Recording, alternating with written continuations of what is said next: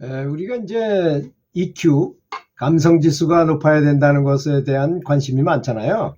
IQ는 높아서 뭐 고시를 패스해서 높은 지위에 있었는데 법망을 살살 빠져나가면서 굉장히 다른 사람을 괴롭히기도 하고 다른 사람을 피해를 주기도 하고 뭐 이렇게 산다면 그 사람은 행복한 사람일 수가 없습니다. 아마 지금 현재는 뭐 높은 지위나 뭐 이렇게 권력을 사용할지 모르지만 이건 범천망이라는 게 있는데 하늘에는 진짜 물샐 틈 없는 망이 있어요. 그게 누가 그걸 심판하냐면 자기 스스로 합니다. 영혼은 그렇지 않잖아요. 우리 영혼은 그렇게 욕심을 부린다거나 뭐 남 위에 선다거나 이런 존재가 아닙니다. 아주 자비스럽고 성스럽고 사랑에 가득한 그런 존재예요. 그리고 또 아주 굉장히 현명하고 똑똑하고 지혜로운 존재잖아요. 근데 내가 이렇게 살았다면 자기가 스스로 자아 비판을 하게 된다는 거죠. 그래서 자기가 알아서 지옥도 찾아가서 불로 지지고 또 너무 심하면 또 그만한 합당한 벌을 스스로에게 내린다는 것입니다. 그것이 지옥과 천당의 개념인 것입니다.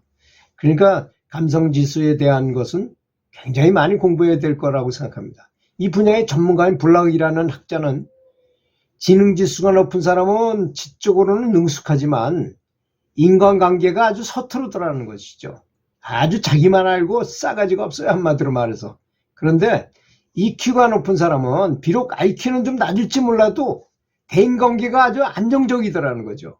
사회적으로도 쾌활하고 걱정이나 두려움 또는 그런 데 집착하지 않고 또 책임감이 있더라 이거예요, 이 사람들은. 그리고 타인을 잘 동정하고 타인을 잘 배려할 줄 안다고 했어요. 이 블럭이라는 학자가 연구 결과. 또 자기 감정 표현을 아주 적절히 하고 자신과 타인의 관계를 편안히 하고 사람들과 잘 어울리는 특성을 지니고 있다고 했습니다. 그래서 학자들의 연구 결과에 따르면 지능지수는 높으나 이 감성지수, EQ가 낮은 사람은 가정과 사회에 아주 큰 무리와 분란을 가져올 수 있다는 것입니다. 반대로 비록 IQ는 낮지만 즉 똑똑치는 않지만 EQ, 감성지수가 아주 높은 사람은 마음씨 좋고 감성이 풍부한 사람은 아무런 문제가 없다는 걸 이야기하고 있습니다. 제가 이제 둥지학교라 그래가지고 좀 약간 정신적으로 지체한 분들을 같이 교육 활동을 같이 한 적이 있는데요. 천사가 따로 없습니다. 그분들이 바로 천사예요. 거기 가면 너무 마음 편해요. 그분들이 순수하기 때문에 아주 전혀. 제가 이제 중학교 체육교사를 할 때 그 목련반이라는 그 특수 학생들이 하는 데 가서 전 탁구도 체육교사인데도 잘 못 쳤어요. 그런데 걔네들이 거기서 탁구 치길래 걔는 순수한 애들이니까 뭐 탁구 선생님 못 쳐도 괜찮아요. 그래서 걔네들하고 쳐가지고 실력이 들어가지고 이제 중간 정도는 치게 됐어요. 그런데 저 멀리서 어디 시내 가가지고 어디 변두리 쪽이었는데 한 200m 바깥에서 이 빨간 넥타이에다 철가방 짜장면 배달하는 그걸 입은 애가 선생님하고 소리 지르면서 판공하는 거예요. 가만 보니까 그 목련반에서 같이 나랑 탁구 치고 친했던 그 학생이었어요. 어떤 학생이 200m 바깥에서 선생님 반갑다고 인사하겠어요.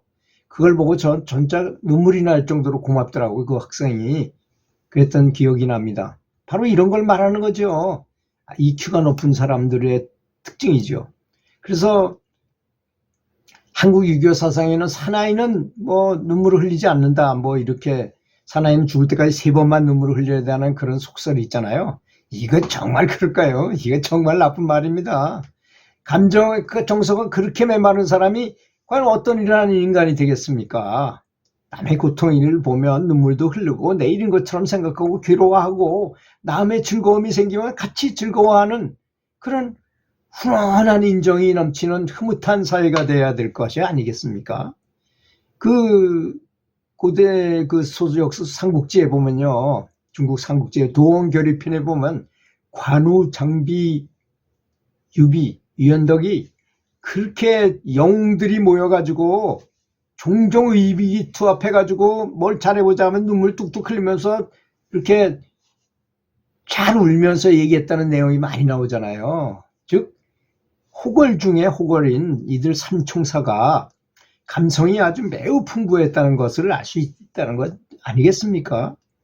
그러니까 눈물을 안 흘리고 뭐 매정한 것처럼 있는 게 좋은 게 아니고 사나이답게 잘 울고, 그죠? 울어야 될 땐 잘 울고 감정 표현을 그렇게 하는 게 좋은 것입니다. 보디빌딩 하는 그 헬스하는 사람이 운동을 열심히 하면 근육이 아주 굵어지고 우람해지잖아요. 그래서 이 감성도 마찬가지인 것입니다. 이것도 훈련하면 돼요. 저는 아침마당 도전 꿈의 무대를 잘 봐요. 거기 보면 아주 슬픈 얘기들을, 그 무명 가수세 하면서 아주 슬픈 얘기들을 해가지고 눈물을 일부러 뚝뚝뚝뚝 막 흘려요. 저도 일부러라도 더 많이 울려고 노력해요. 왜? 훈련하는데 그 프로그램이 아주 좋더라고요. 그걸 보면서 훈련을 합니다. 그 감성도 눈에는 보이지 않지만 훈련하면 이게 점점 더 감성이 아주 좋아지거든요. 그래서 아름답게 발달한다는 것이죠. 사람의 감수성이 아주 발달한다는 것이죠. 훈련하면 발달한다. 많이 훈련하면 잘하는 건 당연하잖아요. 그죠? 그래서 이렇게 훈련해야 된다는 것입니다. 어떤 분들은 기도를 열심히 하고 명상을 열심히 해도 별로 진보가 없는 분들은 이것이 부족해서 그렇다는 것입니다. 사랑이 부족해서 그런 거예요. 아주 오해를 많이 해요, 사람들은. 깨달은 선지식이 무슨 어떤 행동을 했을 때 그걸 보고 그냥 액면 그대로 받아들이는 경우가 많이 있어요. 그래서 오해를 하는 거예요. 아, 스승은 저렇게 화내도 되는구나. 나도 화내도 되겠구나. 이렇게 생각하는 거라든지. 그럼 그 상황에 따른 거일 뿐입니다. 우리는 보지 못한 걸 보시니까 화가 날 수도 있으시고 그래서 그런 것이거든요. 이해를 할 줄 알아야 된다는 것입니다. 그래서 인간이 가지고 있는 마음 중에서 신의 마음하고 조물주의 마음하고 가장 근접한 것이 있다면 바로 그것이 사랑이라는 것이요. 어머니가 자식을 사랑하는 것 같은 그런 진정한 사랑일 것입니다. 그래서 지구상의 모든 동식물들은 자식을 낳아서 기르는 강한 모성애를 갖고 있어서 어떤 프로그램화된 본능에 이끌리듯이 무조건적인 사랑을 자식에게 쏟아붓고 있습니다. 그렇지 않습니까? 이 사랑은 그 어떤 보상이나 대가를 바라지 않습니다. 그야말로 조물주의 심성 그 자체인 것입니다. 훈련 방법은 다양하지만 우리 조상이 그랬던 것처럼 효도, 지금은 효도란 말이 참 안 어울려요, 이 시대에. 그래서 어머니, 부모님, 아버님, 어머니, 아버지에게 사랑에 대해서 감사하기. 그게 뭐 효도잖아요, 도로. 감사하는 거. 이런 훈련을 하면 좋을 것 같습니다. 먼저 어머니가 감사한 이유를 20가지를 신속하게 글에다 종이에다 적어봅니다. 훈련되지 않은 사람은 어머니가 감사한 거 그렇게 많은데도 20가지 쓰는데 금방 안 될 거예요. 그렇지만 자꾸 훈련하면 금방 씁니다. 그래서 100가지 또 20가지에서 50가지 썼다가 또 50가지에서 또 100가지 써요. 100가지를 몇 번 쓰다 보면 금방 써요. 한 5분이면 100가지 금방 씁니다. 그만큼 지혜가 늘어난 거예요. 사물을 보는데 사탕을 먹는 방법이 요거 한 가지였다가 몇 가지가 있으면 정말 더 맛있게 먹잖아요. 그런 거 마찬가지입니다. 그래서 훈련해야 된다. 감성 훈련을 많이 시키고 많이 해야 된다는 것입니다. 내 스스로도 진보하기 위해서 감성 훈련을 많이 훈련해야 되고 자식들 키울 때도 감성 훈련부터 시켜야 된다는 것입니다.